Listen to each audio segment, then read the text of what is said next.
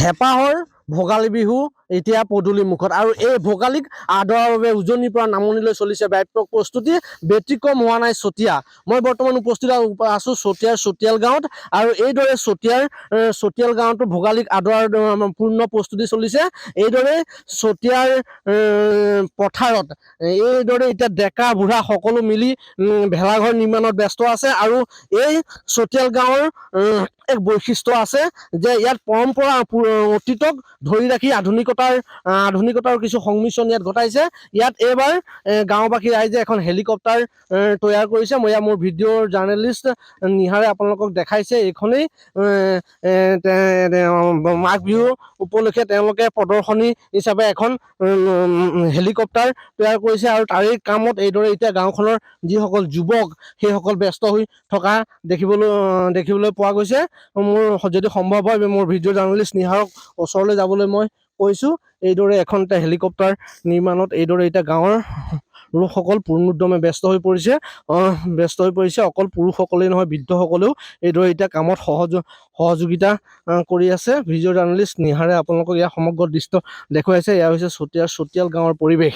এইদৰে এতিয়া আপোনালোকে দেখিছে যে বয়োজ্যেষ্ঠ এইসকল 80 ঊৰ্ধ্বৰ বয়োজ্যেষ্ঠ লোকো এইদৰে এতিয়া পথাৰত ভোগালীক আদৰাৰ বাবে এতিয়া পূৰ্ণোদ্যমে ব্যস্ত আছে।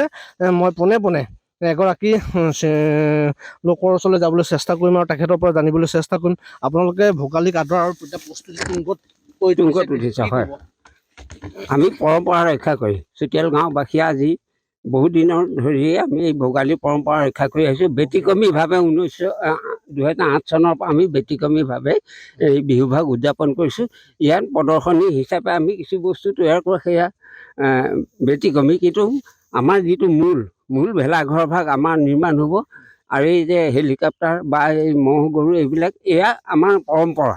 এই পৰম্পৰা ৰক্ষা কৰি আৰু গোটেই ৰাতিটো মানে এই সংক্ৰান্তিটো শ্ৰেষ্ঠ সংক্ৰান্তি বুলি আমি ধাৰণা কৰোঁ।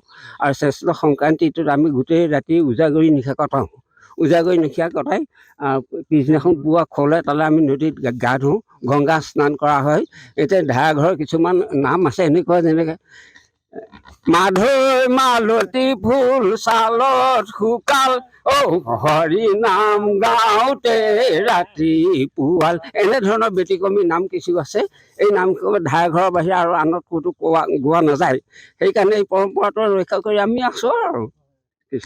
মাঘ বিহু বুলি ক'লে সাধাৰণতে ম'হ যুঁজৰ কথা আহে আৰু এইসকল চতিয়াৰ লোকে এইদৰে এতিয়া ম'হৰ যি এইদৰে ম'হৰ মূৰ্তি তৈয়াৰ কৰি উলিয়াইছে খেৰৰে।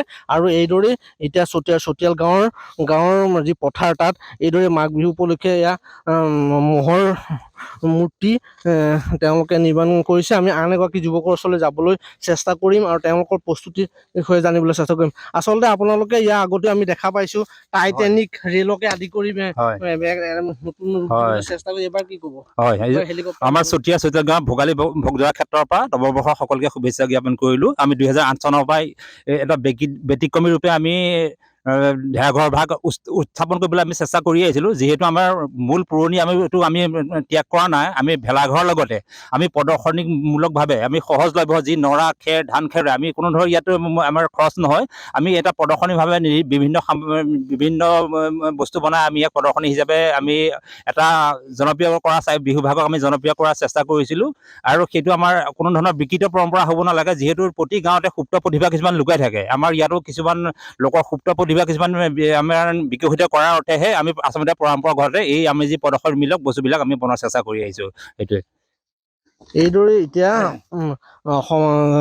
চতিয়াল গাঁৱতো ভোগালীক আদৰাৰ বাবে পূৰ্ণ প্ৰস্তুতি চলিছে। ইয়াৰ গাঁৱৰ জীয়ৰী আৰু এইসকল মহিলা এইসকল লোকেও ইতিমধ্যে ইয়াত সহযোগিতা আগবঢ়াইছে আৰু মাত্ৰ কেইটামান দিন বাকী থকা অৱস্থাত এইদৰে এতিয়া ভোগালীক আদৰাৰ বাবে সমগ্ৰ অসমৰ লগতে চতিয়াতো ৰাইজ পূৰ্ণোদ্যমে ব্যস্ত হৈ থকা পৰিলক্ষিত হোৱা দেখা পোৱা গৈছে।